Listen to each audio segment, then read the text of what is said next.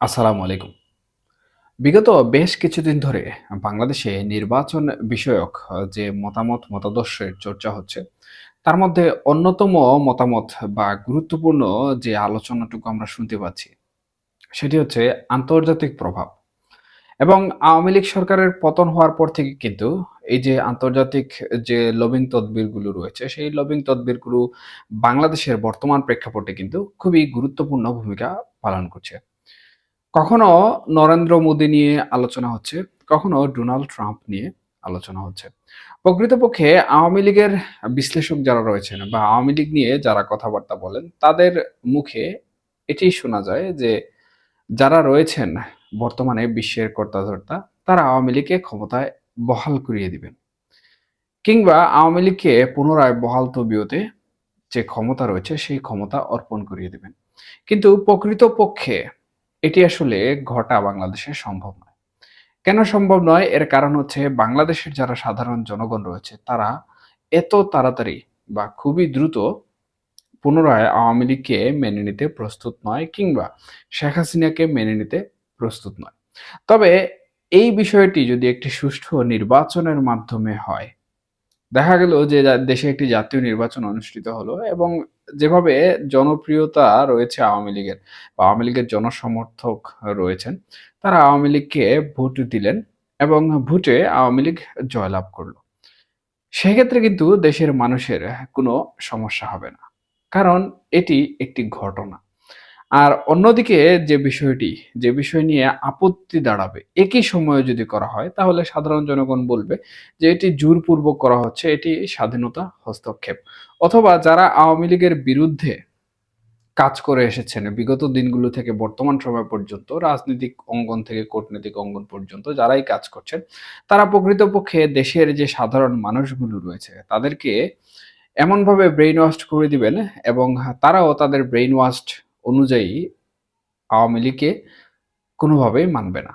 কিন্তু আমি যে কথাটি বললাম যে নির্বাচনে যদি আওয়ামী লীগ জয়লাভ করে তাহলে এই জাতি, এই বাঙালি মানুষই, এই বাংলাদেশী মানুষই প্রকৃতপক্ষে আবার আওয়ামী লীগকে ক্ষমতার প্রাণকেন্দ্র হিসেবে মেনে নিতে বাধ্য হয়ে যাবে। বাধ্য হয়ে যাবে বলছি কারণ প্রকৃতপক্ষে আইন এবং প্রশাসন অনুযায়ী নির্বাচনে জয়লাভ করার পর সাধারণত এটিকে মেনে নিতে হয় সবার।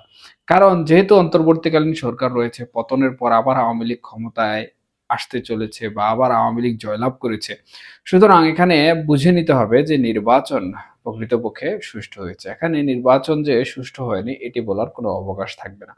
এছাড়াও আরেকটি বিষয় এখানে রয়েছে, ছাত্রদের রাজনৈতিক দলও কিন্তু গঠিত হয়েছে।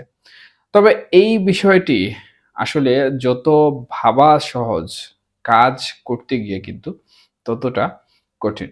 তবে আন্তর্জাতিক যে রাজনীতি রয়েছে, আন্তর্জাতিক আ বাংলাদেশের মধ্যে আন্তর্জাতিক রাজনীতির যে প্রভাব রয়েছে বা প্রতিপত্তি রয়েছে অথবা আন্তর্জাতিকভাবে বাংলাদেশের আওয়ামী লীগ থেকে শুরু করে বিভিন্ন রাজনৈতিক দলগুলোর মধ্যে যে বিরাজমান শক্তি রয়েছে, সেই শক্তি থেকে কিন্তু কিছুটা হলেও ধারণা করা যায় যে বর্তমানে আওয়ামী লীগের পরিবেশ ঠিক করার জন্য বা আওয়ামী লীগের রাজনীতির যে অঙ্গন রয়েছে, সেই অঙ্গন ঠিক করার জন্য অন্তর্বর্তীকালীন সরকারকে খুব ঢালাওভাবে কিন্তু চাপে রাখা হচ্ছে।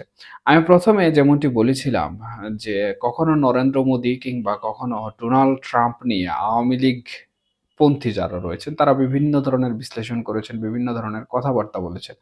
এবং অনেকে বিভিন্নভাবে আশাও কিন্তু রেখে এসেছেন যে ডোনাল্ড ট্রাম্প প্রকৃতপক্ষে এই পদক্ষেপ নিবেন আওয়ামী লীগের জন্য। নরেন্দ্র মোদী এই পদক্ষেপ নিবেন আওয়ামী লীগের জন্য। এবং ইতিমধ্যে কিন্তু আমরা দেখেছি এই বিভিন্ন বিষয়গুলো নিয়ে এক ধরনের সত্য মিথ্যার ধূম্রজাল তৈরি হয়েছে। তবে আওয়ামী লীগের পক্ষে যে ডোনাল্ড ট্রাম্প কাজ করেননি বা কাজ করছেন না এটাও কিন্তু কোনোভাবে ফেলে দেওয়া যায় না। বিগত কিছুদিন পূর্বে যে অর্থ বিনিময়ের তথ্য ডোনাল্ড ট্রাম্প কর্তৃক ফাঁস করা হলো কিংবা ডোনাল্ড ট্রাম্প আন্তর্জাতিক মুরল হিসাবে বাংলাদেশের প্রসঙ্গে নরেন্দ্র মোদী অর্থাৎ পার্শ্ববর্তী দেশ যেটি রয়েছে বাংলাদেশের সেই নরেন্দ্র মোদীকে সম্পূর্ণ বিষয়ে দায়িত্ব অর্পণ করিয়ে দিলেন। সুতরাং এখান থেকে বলা যায় যে ডোনাল্ড ট্রাম্প আওয়ামী লীগের জন্য কিন্তু কাজ করছেন। তবে সরাসরি উনি ক্ষমতায় বসিয়ে দেওয়ার পক্ষে কিন্তু এখন পর্যন্ত কোনো মতামত দেননি বা উনার কাজকর্ম থেকে এটি কিন্তু বুঝে নিতে হবে যে প্রকৃতপক্ষে ডোনাল্ড ট্রাম্প বা আমেরিকার প্রশাসন বর্তমান যেটি রয়েছে, সেটি কখনোই শেখ হাসিনাকে ক্ষমতায় বহাল করিয়ে দিবে না। তাদের যে কাজ সেটি আমরা সাধারণত জাতিসংঘ থেকে শুরু করে আমেরিকার যে ট্রাম্প প্রশাসন রয়েছে এবং ভারতের কূটনৈতিক সহ রাজনৈতিক ব্যক্তিবর্গ যারা রয়েছেন তাদের মধ্য থেকে বিভিন্নভাবে আমরা শুনেছি বা তারা বিভিন্ন সময় বার্তা দিয়েছেন যখন বাংলাদেশে পর্যাপ্ত পরিমাণে আন্তর্জাতিক বার্তার প্রয়োজন ছিল তখন। সেই সময়টিতে আমরা দেখেছি এবং লক্ষ্য করেছি যে তারা একটি বিষয় উল্লেখ করেছেন সেটি হচ্ছে বাংলাদেশে অবাধ ও সুষ্ঠু নির্বাচন জরুরি। প্রত্যেক দলের অংশগ্রহণে নির্বাচন অনুষ্ঠিত হওয়ার বিষয়ে তারা নজরদারি করবেন বা অনুষ্ঠিত করার বিষয়ে তারা হস্তক্ষেপ করবেন।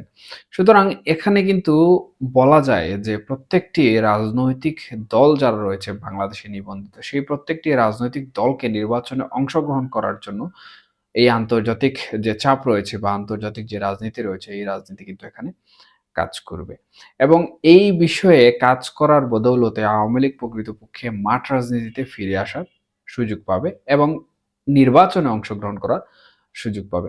এছাড়াও আরেকটি বিষয় লক্ষণীয় সেটি হচ্ছে বাংলাদেশের গণতন্ত্র পুনঃপ্রতিষ্ঠা করার জন্য আন্তর্জাতিকভাবে যে কাজকর্মগুলা করা প্রয়োজন, আন্তর্জাতিক মানবাধিকার সংস্থা কিংবা জাতিসংঘ, তারা কিন্তু প্রকৃতপক্ষে সেই কাজগুলো করবে এবং অবাধ ও সুষ্ঠু একটি নির্বাচন তাদের হস্তক্ষেপের মাধ্যমে হবে কিংবা তারা সেই নির্বাচনে লক্ষ্য রাখবে। সেই হিসাবে বলা যায় যে বর্তমানে অন্তর্বর্তীকালীন সরকার এবং আমাদের যে সেনাপ্রধান রয়েছেন ওয়াকারুজ্জামান, উনার বিভিন্ন ধরনের মন্তব্য এবং আমি উপদেষ্টা যিনি রয়েছেন আমাদের প্রধান উপদেষ্টা মোহাম্মদ ইউনূস, উনার বক্তব্যতে যে একটি নীরবতা চলে এসেছে বা একটি ১ম এ যেরকম ছিল উনার বক্তব্য, সেরকম কিন্তু উনার বক্তব্য এখন আর নেই।